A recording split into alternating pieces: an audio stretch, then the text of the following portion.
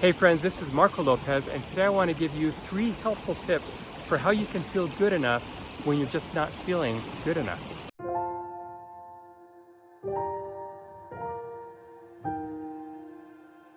So these tips that I'm going to give you come from yesterday, right? My day yesterday. So this is something that I am working on in myself all the time. I work with clients on these types of things, but I want you to know that this is a lifelong pursuit. I think it's a lifelong pursuit for everybody, but I can tell you for sure that for me, it's been a lifelong pursuit and something that I'm always working on improving. So yesterday I woke up not feeling good enough, not feeling great. Why? Because I hadn't renewed myself through sleep. I woke up and I just hadn't slept well. And so I woke up with that low energy, that low energy where you just don't feel like you just wish you could just go back to bed because you just don't feel good. That's how I felt yesterday. But I had some things that I wanted to do. And really, every day, don't we want to make progress on our goals and make progress on things that we want to do? So we don't want to just say, I don't feel good enough, forget this day, go back to bed.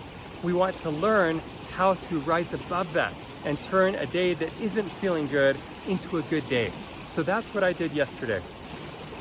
So yesterday, the first thing that I needed to do, or that I wanted to do, was to go and help my kids who were going to be singing with some of their cousins in church. It was Sunday yesterday.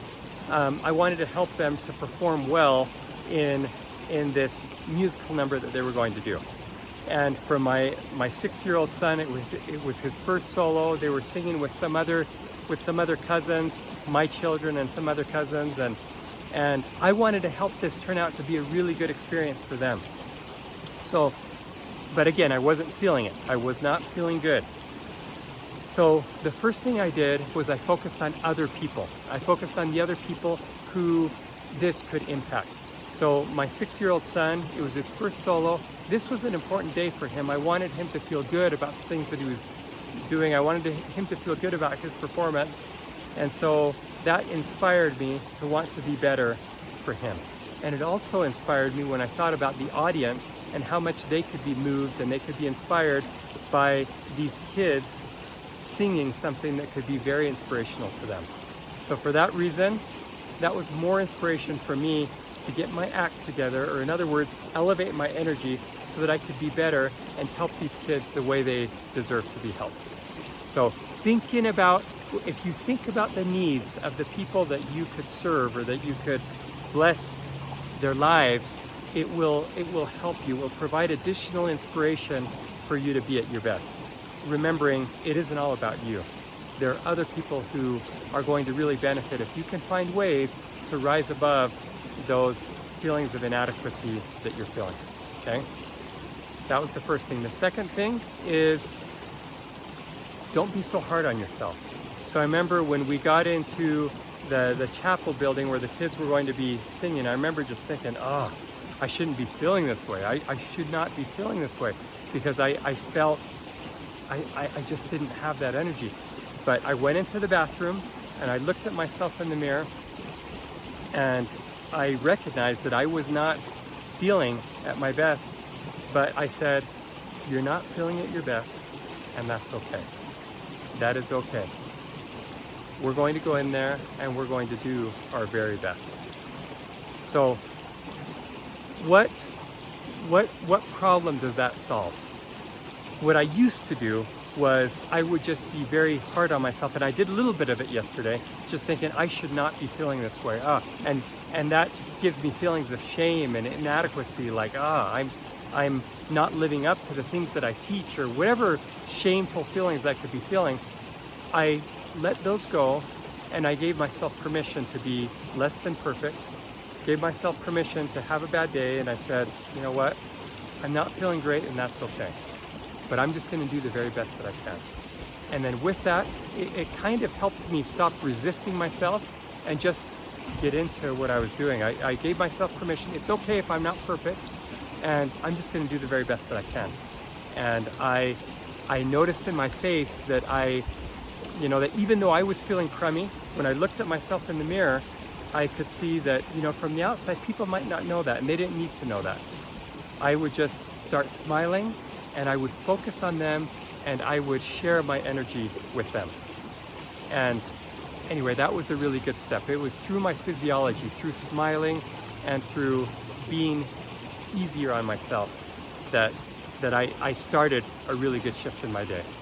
Okay? The next thing that I did, I took a little power nap. Now, I don't know if you are able to take these quick power naps, but after we got back from that activity at the church, I was at a family member's house, and I just laid down on one of their beds for like 10 minutes and just took a quick power nap to feel better. So that was a big thing that helped me shake myself out of it, because I wasn't at 100% still, right? But that helped me. But the fourth thing I want to talk to you about is really the most important thing. The thing that was most powerful above everything else, and that's gratitude, the feeling of gratitude. So I did a little bit of pondering and reading about gratitude, and I started thinking about the things that I was grateful for. And somebody at our family get-together had mentioned somebody who had gone through, a young lady actually, who had gone through a really, really hard thing the night before. And just, in her background, she had so many things that were hard for her. And I felt bad for her. I wish that there was something that I could do, but I also took a moment to just be so grateful for my children, for where they're at, for the good things that they're doing, for my family.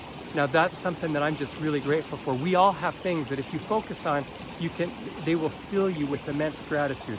See, our problem is that we're focused on the wrong things. We're focused on how we're not measuring up. We're focused on how we want to be better and how we're not there. We're here, but we want to be here. And that's the wrong focus. Maybe we could focus on how we actually are already here. We have so many things. We've had so many blessings, so many beautiful things in our lives, and therefore we can feel good enough. We feel good enough. In fact, we feel immensely blessed when our focus goes towards all the beautiful things that we have in our lives, that we already have. You were born rich. There is nothing that you can do, nothing that can happen to you, nothing that you can do wrong that can take away from that infinite value that you have. You have infinite worth, infinite value, and you are being taken care of. And when our focus goes to that, to looking for how we've been supported in our lives, we see those things. See, what you focus on grows, and it grows stronger. And so don't we want to focus more on all the things that we do have rather than the things that we don't have? So I hope these three things, first of all, it was three main things, four things that I mentioned. First of all, focus on other people. Think about the other people who will benefit. Second of all, stop being so hard on yourself. Give yourself permission to be less than perfect and just redirect yourself. Third, take a power nap. Take a little rest if you can. And fourth, be grateful. Focus on what you do have versus what you don't have. And if you do those things, you don't have to wait till tomorrow to feel good when you're having a day when you don't feel good enough. You can shift that today. You can change your state today and make today a wonderful day.